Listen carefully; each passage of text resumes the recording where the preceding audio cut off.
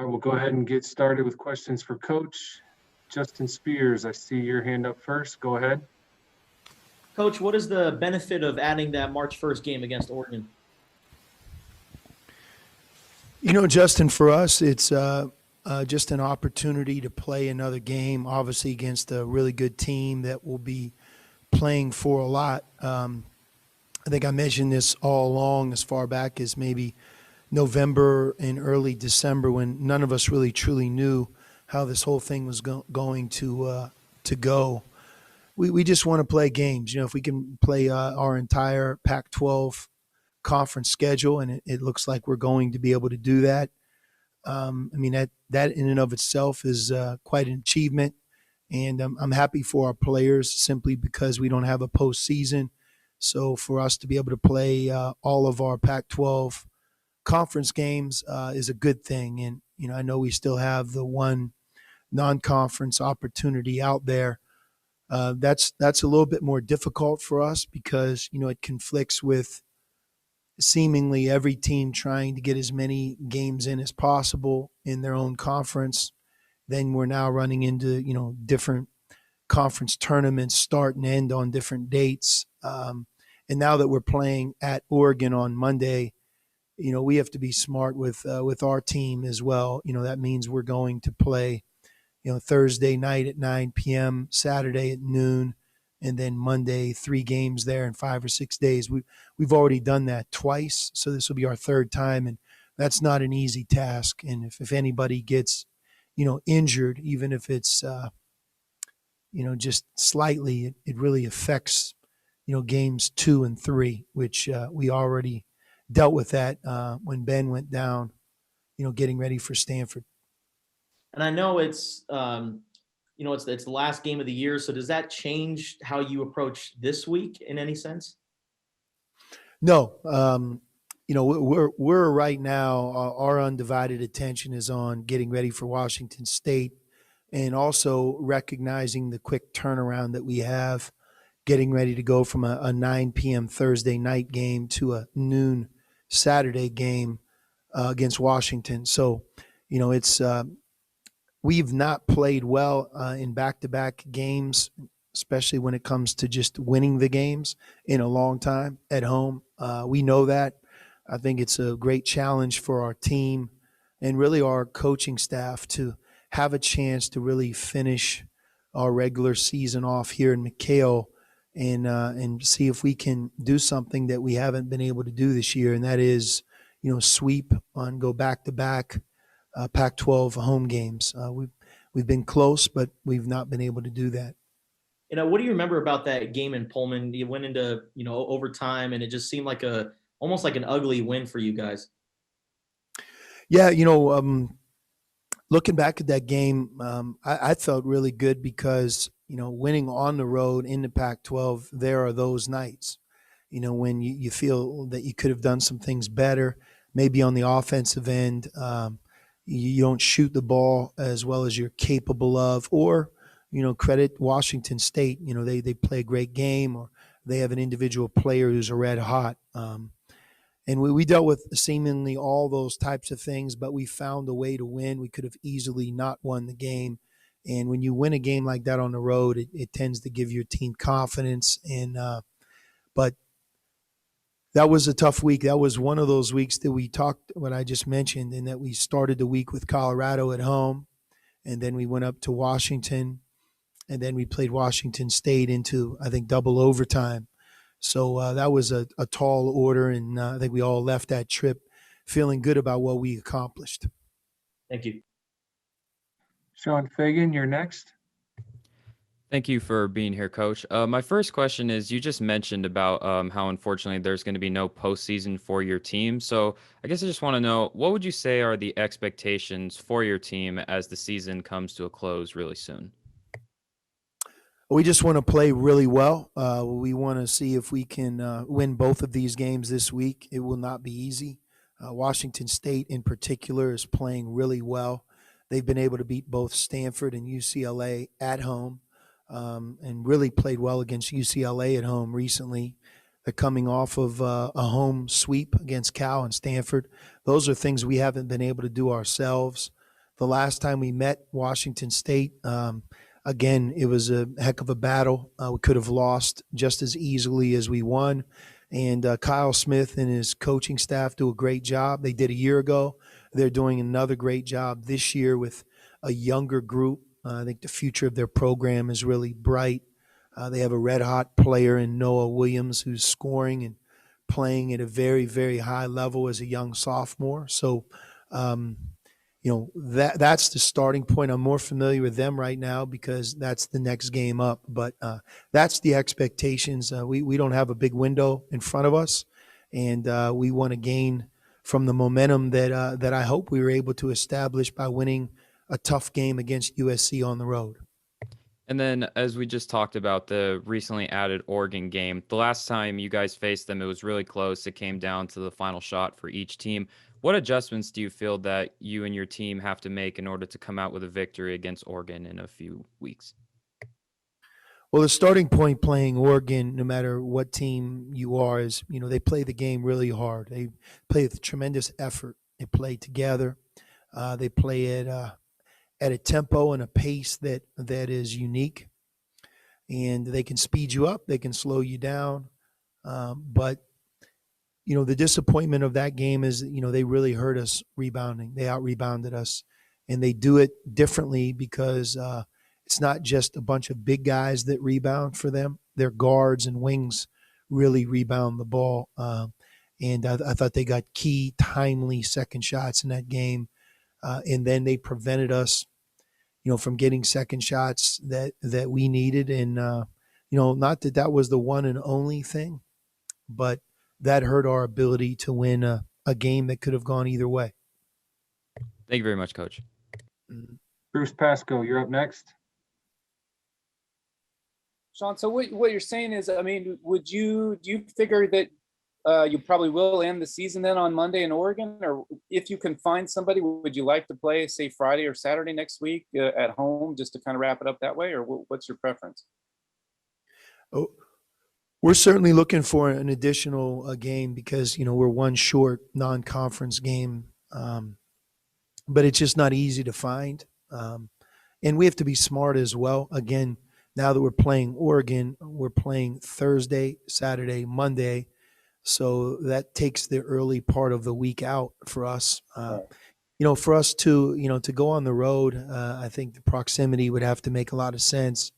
We're really looking for more of a home contest than an away contest. And you guys have the schedule in front of you just like I do, between the variety of conference tournaments, the situations that each team's in right now as they end their season.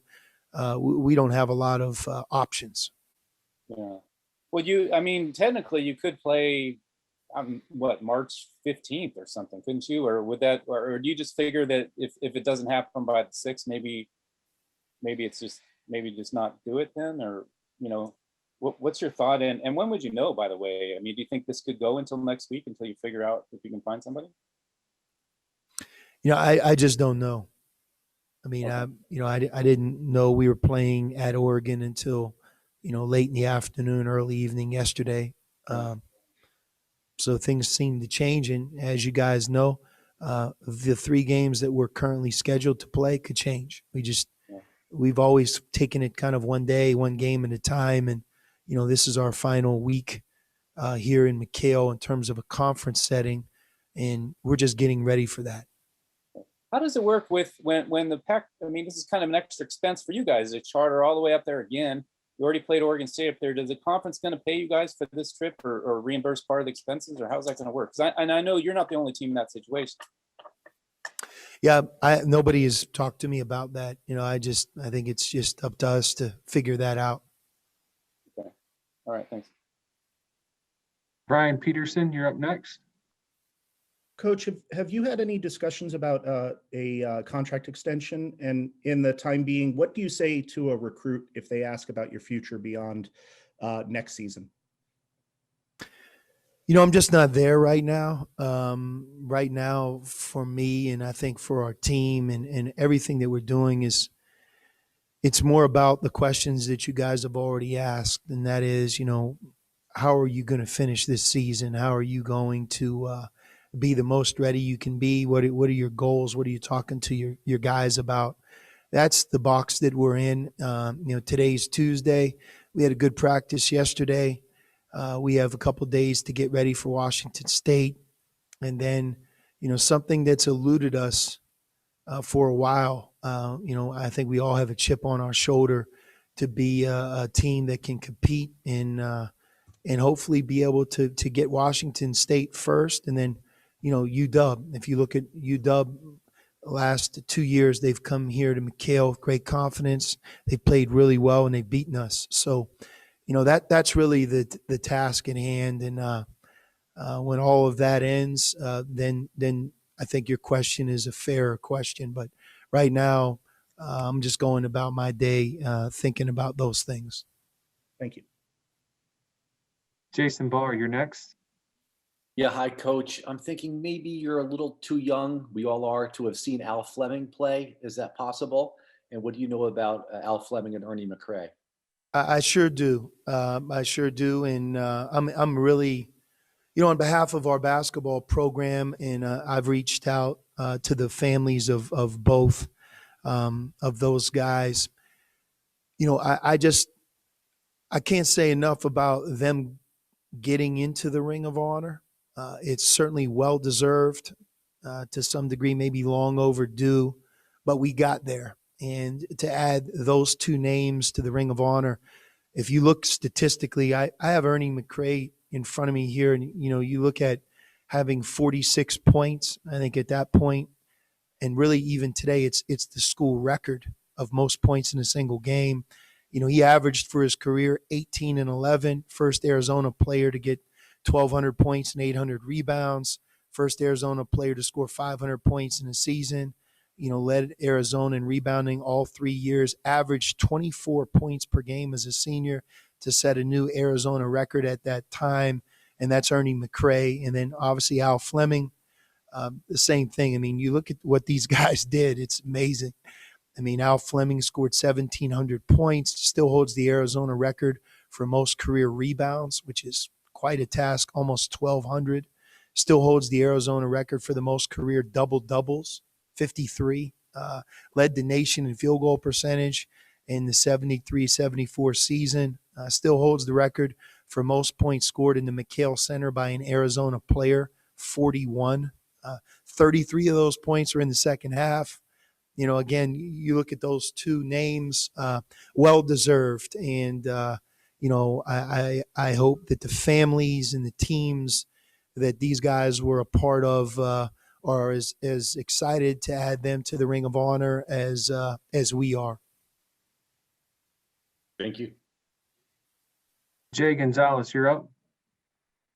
Sean, when you look at your team, where you guys were at the start of the conference season to now, what can you point to in terms of, what you're happy with in terms of their improvement, and then where you think you wish you had seen, more improvement? So, from start to finish of where you are right now.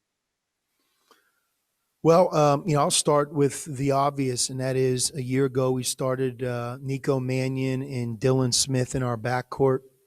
Both of those guys left. Dylan graduated, and Nico got drafted in the NBA draft. At the 3 and the 4, we had Josh Green and Stone Gettings. So Stone Gettings graduated. Josh was also a part of this year's draft in the first round. And Zeke Naji, let's call him our 5. He too was picked in the first round. 3 of those 5 were freshmen, all one and done. So we lost our entire starting 5. Chase Jeter, who was a big contributor during his couple of years with us, he graduated. Max Hazard, a grad transfer, he graduated. And that left 3 players that played for us a year ago. Jamal Baker, who, played a big role for us this year, but then, we've been out. We haven't had the luxury of having Jamal with us. He had a season-ending injury, so take him off the board. So now you have Christian Coloco, who got some good experience last year, but I would say it would be our 8th or 9th man, and Ira Lee, very similar to him. I don't know if you could have more of a turnover or more inexperience than we inherited and we had to take on. So I'm extremely proud of what we've been able to do.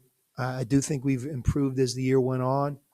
I'm surprised by a lot of the things we've been able to do to this point on offense. And, my hope is that we have another good week offensively because, that's the biggest surprise of all of the expectations of this year's team. When you have that many new players and moving parts, it's difficult to have that cohesiveness, that execution on offense. And we've really found our way. USC, that last game we played speaks for itself. They're not an easy group to score 80 points on.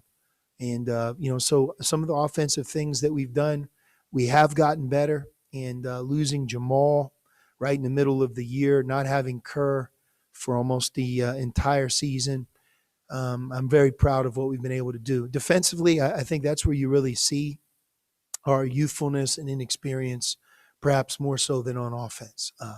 Sometimes it's flipped, but with this year's team, we've incrementally maybe at times gotten better. But if we were a better overall defensive team, we would be in conversations right now about competing for the regular season conference championship. That's what we haven't been able to do. And a lot of that is just because we haven't been able to get the big stop, the big rebound, or be consistent enough as a defensive team. But we've also had a lot of younger players get great experience, play big roles, and I think it sets those guys up for a bright future. So that's where it's at. I'll also tell you that, winning on the road and playing well on the road with a young group isn't easy.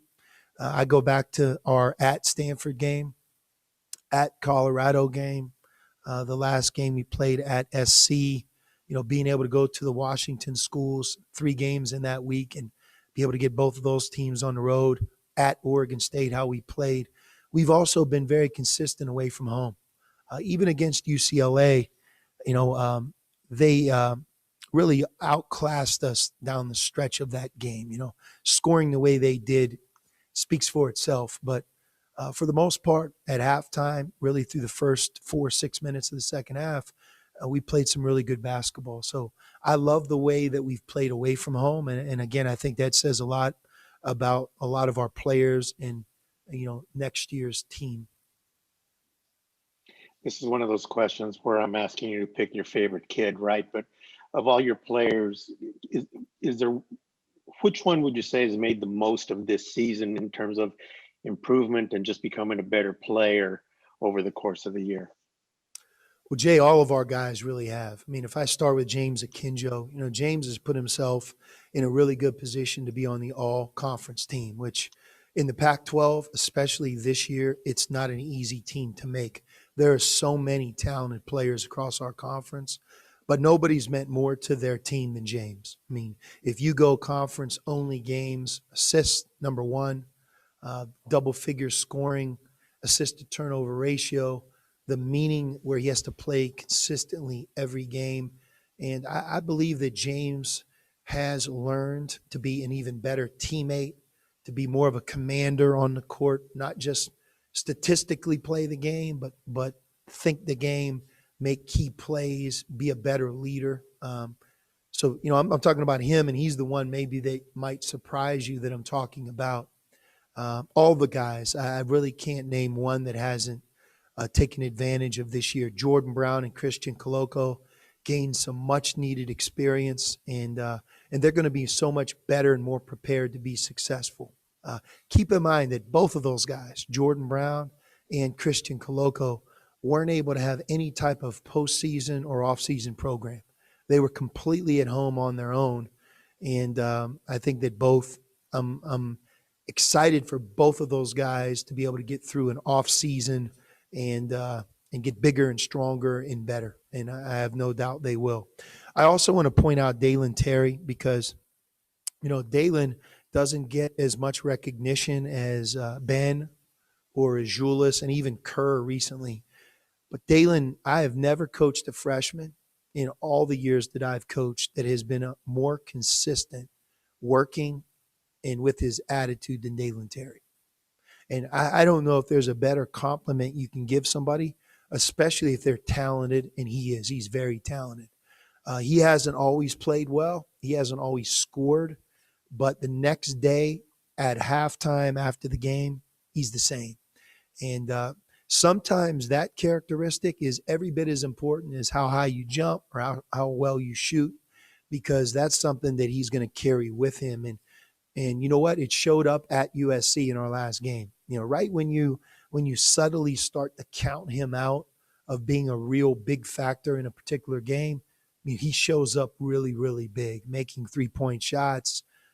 In the second half, we needed him. And if Dalen Terry didn't play the way he played at USC, we wouldn't have been able to win that game. And again, he's another 18-year-old freshman who, you know, at that type of experience, that will last the entire summer and be a great carrot for him to keep working hard. All right, thank you. Mm-hmm. Bruce Pasco, go ahead.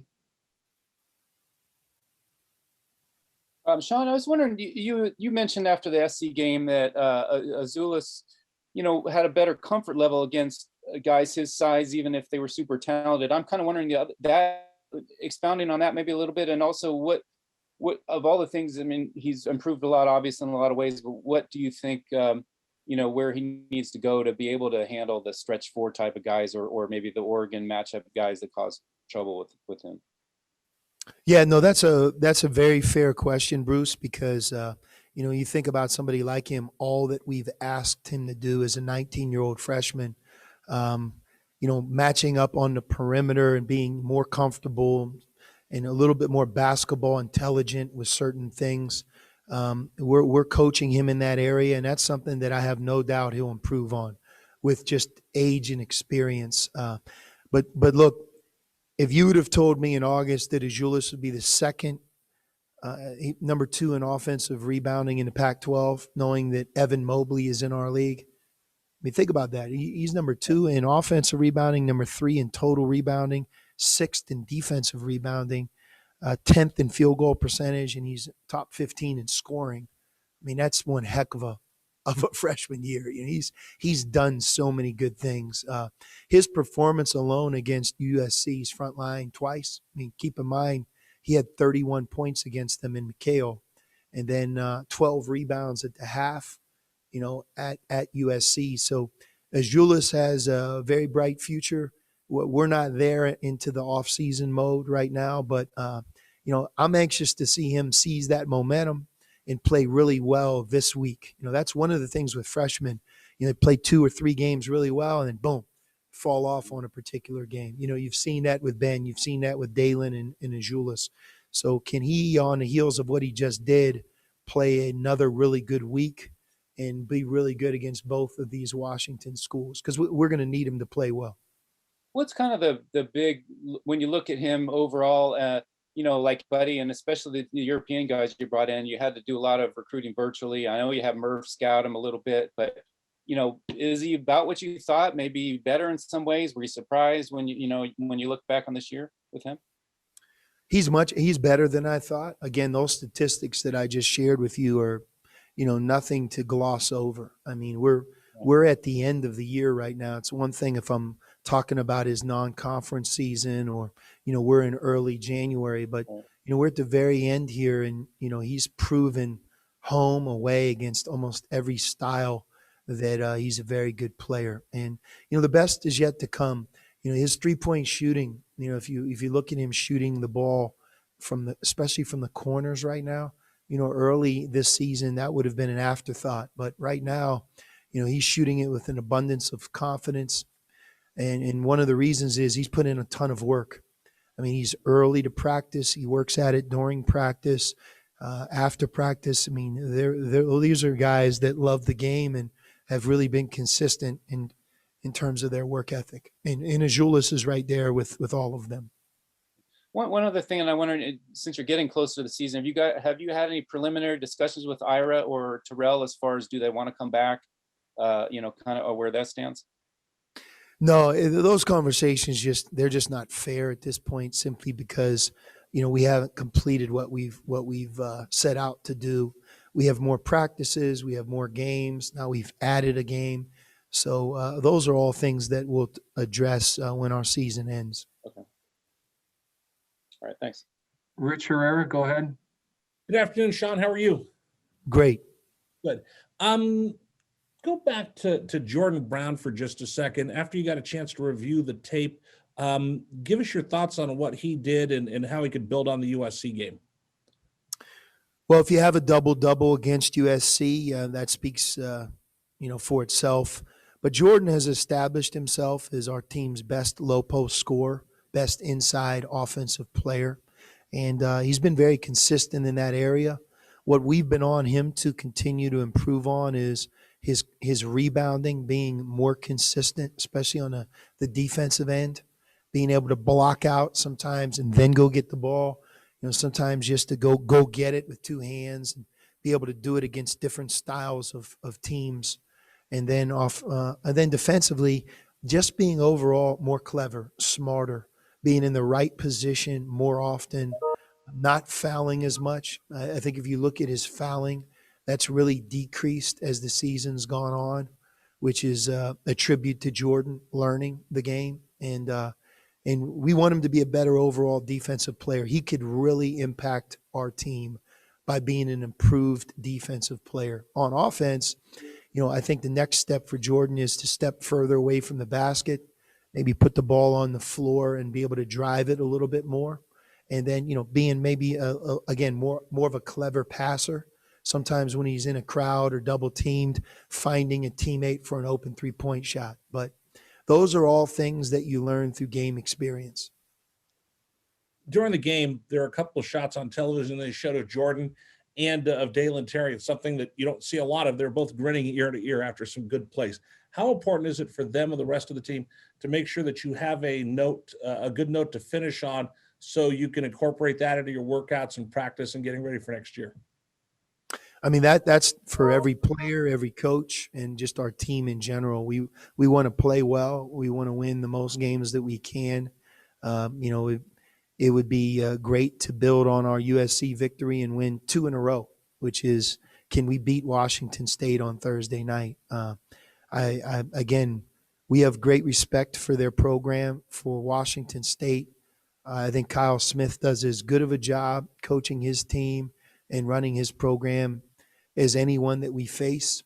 They have a very good group of young players. Isaac Bonton, who's not young but very, very talented. I know he's coming off of an ankle injury, but he's one of the best guards that we play against. Noah Williams right now, it might be the hottest player in the Pac-12. And they do it rebounding. If you look at their offensive rebounding numbers, they are physical and they're the top 3 in our conference, USC, Arizona, and Washington State in terms of offensive rebounding. So they play with a lot of effort. I think they're a confident group right now because they're coming off of some great home victories. And we have to be able to really play well. Thank you, Sean. Mm-hmm. Justin Spears, go ahead. Coach, I know it's not until Saturday, but what's your approach with Senior Day? Well, we right now are going to allow the seniors' parents, or they basically get a grouping of 4 tickets, and they're allowed to invite their family or close friends as one of those 4 to the game. That'll be the first time, I believe, since Grambling State that the family has been able, or friends have been able to come to McHale to watch our team play. Those are the seniors only. I think we're going to do a ceremony before tip-off with just the players on the court, similar to what we do every year, but not obviously bringing those groups of people in addition to the players to the court. So they would stay in the stands, and I believe we're going to do the senior day in terms of before the game, similar to how we always do it. Obviously, no fans and no parents with them, but the parents or the family and friends can be in the stands, which would be a nice thing. I mean, everybody is sacrificed. You know, our families of our players, they haven't been allowed to see their sons for a long time play live. And I believe that's a small part of what's helped us get through this season COVID-free to this point. But, you know, I know they're also itching to see their sons play. And it's nice that they can see him here in the last game. And I know there's a possibility that a guy like Ira could come back for another year, but I mean, he's had a really interesting 4 years here at Arizona. How do you just look back at his time here at Arizona?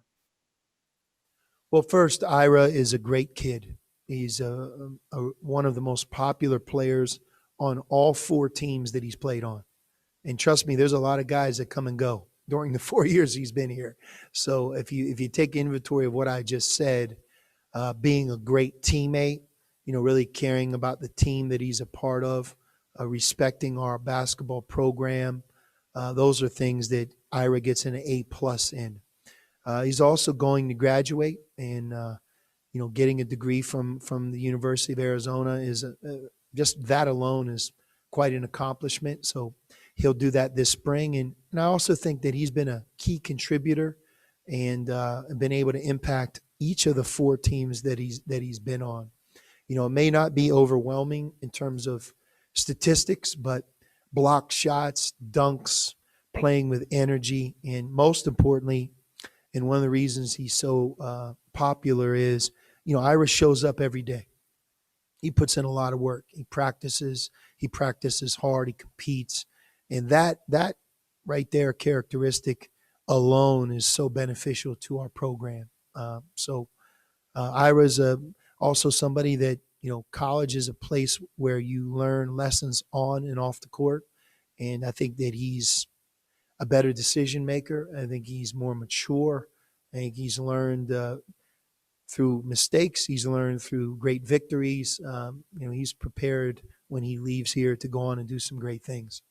And where do you think, what do you think he could probably do outside of basketball?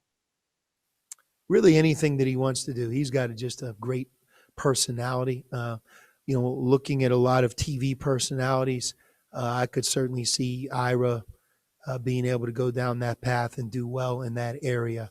I don't know if he has an interest in that area. You know, not a lot of these guys, they don't really figure it out until they leave here and what they really want to do. But I'm pretty sure that whatever Ira wants to do, he would be a welcome addition to any team.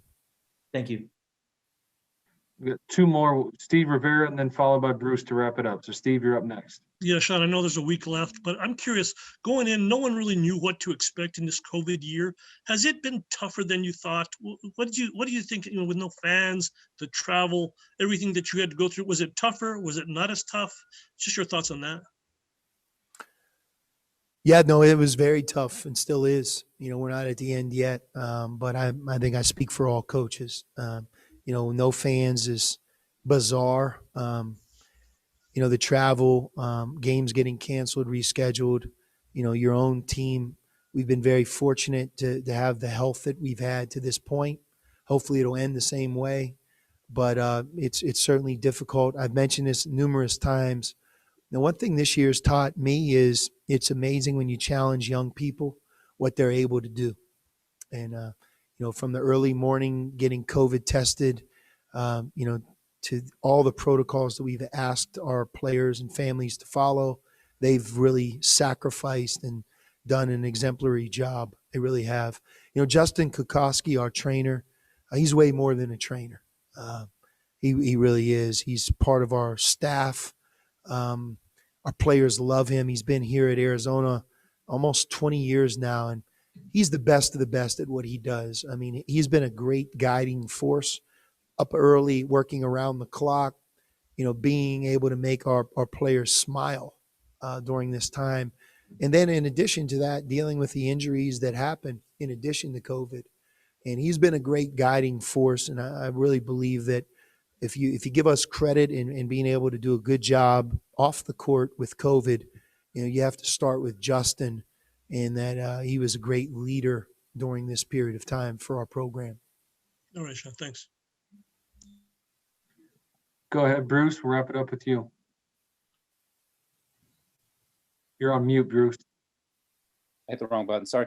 Just to clarify, Sean, the three seniors you're talking about, Matt, Terrell, and Ira, for a ceremony Saturday. And I was wondering, you said just them and their families, but I'm wondering every guy technically can do 4 player guests. I'm wondering, like, if somebody like Ira wanted to bring 8, could he put down? Could some of the other guys put down them on their guest list, and therefore, those seniors could bring in as many as they want? Or I'm not aware of that, Bruce. My understanding is that each of the seniors, and that extends into senior managers as well, okay, they're able to have 4 tickets and invite their family and close friends to the game on Saturday. okay. And I just wanted to get a picture of this. How many do you have any idea how many managers or total people you guys will be? Yeah, I was just wondering what it might be like. So, okay.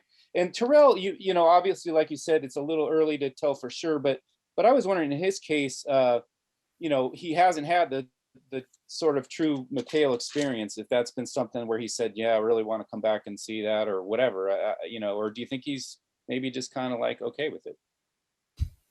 No, I mean, that's the category of, they don't know what they don't know. I mean, it's as much as you try to envision, and all of our players are smart enough to know that McHale has a great atmosphere, and that, our home crowd is one of the things you think about when you think of Arizona basketball.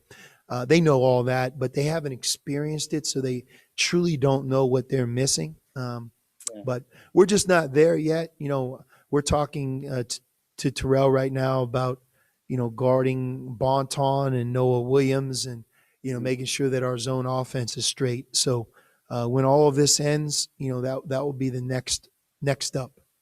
Right. Well, I mean, overall, how would say, he's had a number of different unique steps to his career. How would you kind of say that this has gone for him as far as, growing a little bit? Well, for Terrell, I mean, speaking on what he's given to us, I mean, he's been a godsend. I mean, if you think about losing Jamal Baker for a season-ending injury, and, Kirk Creason not being available, missing the games that he's missed, I mean, where would we really be without Terrell? And then, having said that, his level of play, I mean, his assist turnover ratio, he hit the game winner against Washington State the last time around. He's just been somebody that's been meaningful to this year's team. So his level of play, the type of kid he is, I mean, he's as unselfish of a person and as a basketball player as I've been around. And all of us benefit when you have young, players like Terrell as part of your program. Right. Thanks. Mm-hmm. All right. Thank you, Coach. All right, Julius. Questions for Julius. Alec White, go ahead. Julius, where would you say you've improved the most on this season? I think I improved the most on my shot and game sense, maybe. Okay. Has the college game been easier to adapt to than you thought it would, coming from overseas? What's the, having almost played a full season, has it met your expectations of what it would be like? Yeah, I think it's hard, but I'm very grateful to coach because he gave me a lot of minutes to play, so I adjusted really fast.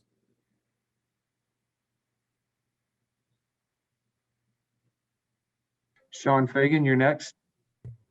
Hey, Jules, thanks for being here. What would you say has been your favorite experience so far of playing basketball here in the United States? I think it's every game because we had games. I think every game we had, it was really tight games, and we just ran away in last minutes, or we lost in last minute. So I think it's very good experience to learn and to do to fix our or my mistakes, what I did wrong.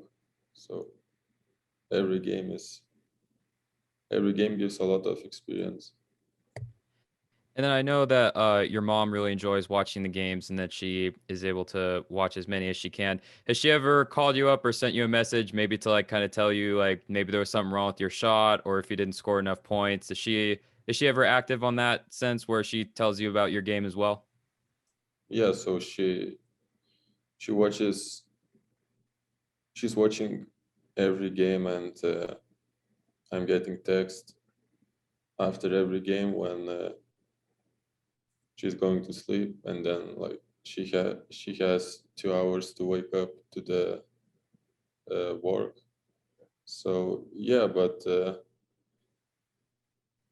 she doesn't text me about the basketball, like how you played or something. She just maybe asked me 2 times why that thing happened, why the referee did that call or something like that, just to make sure that she understands. Thank you. Bruce Pasco, go ahead. Azulis, if you could just add a follow-up on, you said your mom, does she wake up in the middle of the night to watch you, goes back to sleep, and then gets up to work? Does she just stay up all night to watch? Okay. So how has that gone? And does she ever complain about not having a rough day because she was up watching you all night, or how has that been for her? I don't know how she feels in a day when we have our games, because when we have our games at 3, so she needs to wake up at 1 a.m. or a lot of times she wakes up at 3-4 a.m. So she has almost 2-3 hours sleep. Okay. Can I ask you what kind of work does she do? She's a physical education teacher in high school, and she works in a basketball club where I played till 17 years old. So she played herself, and did she play at what level did she play at? No, she doesn't play. She works there. Like. Oh, okay, I didn't know she had a play. When she was younger, did she play basketball at any level? I think she played in high school, but her mom said like it's a dangerous sport. You can break your fingers or something like that. Oh no! All right. I was wondering, on another note, I was just wondering, Coach Miller was saying how after the SC game, you've had 2 really good games against USC among others. And he said he thought that you really enjoyed those matchups where guys are similar size. There's a lot of hype about Evan Mobley and Isaiah, of course, but his theory was that you played well against them because it's similar size, similar games, as good as they were. I mean, do you feel that way? And has that been, in this league, there's also a lot of teams that'll have kind of that stretch 4, kind of a different forward that, like Oregon, for example, that you'd have to play against. And, is it a matter of getting comfortable with those kind of players, or what's kind of your mindset when you look at the matchups like that?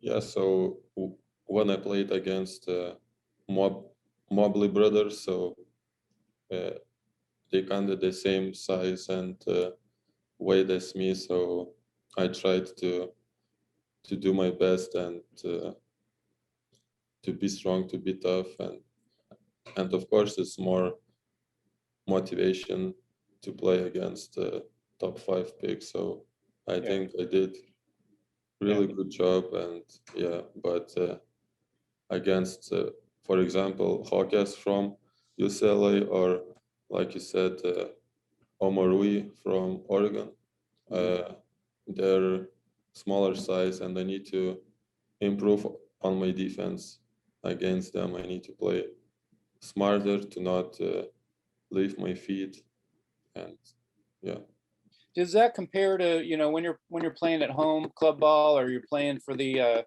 the national program, the kinds of players that you would go up against? Do you see players like that, or because it seems to me in European basketball you'd have a lot of stretch four type players too. Is it different here? Some of the matchups you're finding? Yeah, but I think the basketball here is faster. All decisions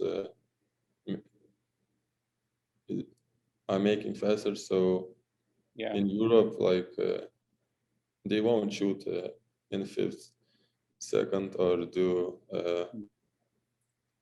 unexpected shots. So I think in Europe you just need to stay as long as you can and just. But here you need to receive that physicality and try hard. Meaning, every time. Yeah. A lot of times in Europe, you go deeper in the shot. The teams you're guarding will go deeper in the shot clock. You mean take longer to and move around, etc. Yeah. And one other thing along those lines, I was just curious with those the European qualifiers being played. If the Lithuanian Federation wanted, if they had inquired, I mean, I know when you're here, you're pretty much committed to be here, but I didn't know if that was even a question at all, whether they wanted you or if they're kind of looking at you for the future to actually play in that event when it comes around, or do you have any, idea about that? I don't know what plans they have, or they will invite me or not, but now I'm here. I want to play here as much time as I can. But yeah, I saw they won yesterday against Denmark. Yeah. So Denmark is one of the most weakest team in Europe, and they won by 1 point. So it was really, really hard to watch, but hopefully they won and they got a ticket for championship. Were you able to watch on the stream of it on the FIBA site or something? Yeah, it was on ESPN Plus, I think. Oh, okay. That's cool. Okay.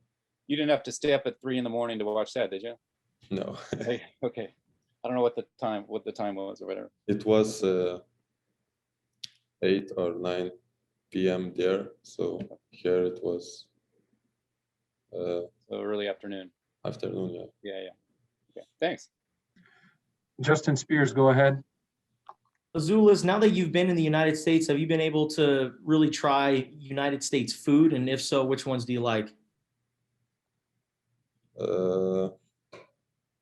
I tried some Mexican food, tacos, quesadillas, so I really like them. We have our meal in Illegal Pete's. Then I like Chinese chicken, orange chicken. Yeah. Yeah. I think, so I like this, but we have that one in Lithuania too, but still. And do you get like Lithuanian food or snacks sent to you via mail? No. I mean, can you like buy Lithuanian food in Tucson at like an international market, or is it really hard to get? I don't know. I've never been in international markets, so, and I think it's hard to find Lithuanian food. We don't have that much. All right, we'll wrap it up with Rich Herrera. Go ahead, Rich. Thanks so much. Hello, Julius. How are you today? Good. Hey, couple questions for you. What's the hardest adjustment for you rule-wise from FIBA to NCAA basketball? Is there something that you've had to keep in mind because the rules are different and the styles different of the games? I think one of the biggest adjustment was to be comfortable with a new coach. So Coach Miller has a different style of basketball where I had back in Europe. So I needed to do some different things on offense and on defense, but I like it, and yeah. Is the game more physical for you here or back in Europe? it's hard More, to say more because pushing, more pushing, more pulling, more, rougher. yeah, I think it's more physical here because here we have young guys. They want to push, they want to fight and be tough, show themselves. So I think here is more tougher basketball. And then once you started getting highlights and they started talking about you on TV a little bit more, did you notice other teams preparing for you and coming at you differently?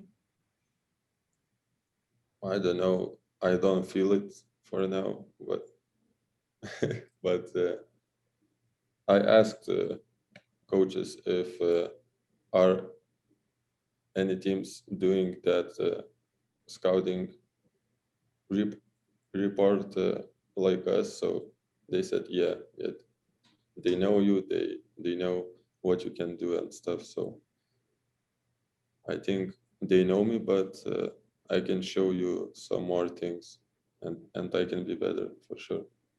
One last thing, we talked to one of the golfers from the women's team, one of the student athletes, Zhili, I think is how you say her name. She's also from Lithuania, and she talked to us about getting a chance to meet you and your brother and welcoming you.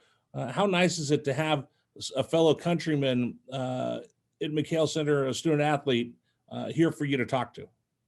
Yeah, so when we came here, she texted us with my brother, and she took us to Italian food place called Sauce. So we talked about stuff, and she gave us some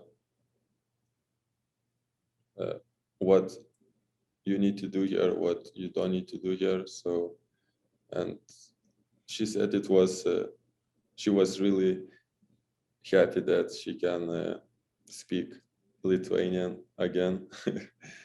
But for us, we just came here. We spoke in our language before, so now we need to meet her again and speak in our language. She mentioned there's a lot of folks that Lithuania is such a big basketball country. She said there's going to be a lot of Arizona fans between the golf and between the Tubulis brothers. Are there a lot of people back home other than your family watching and encouraging you? I don't know, but when I see our media stuff, so yeah, they're posting that I played good. We won the game, every game. So I don't know. I think yeah, but yeah, basketball in Lithuania is like second religion. All people knows basketball. All people follows basketball. So great. Thank you so much. All right, Azulis, thank you very much for your time. thank you.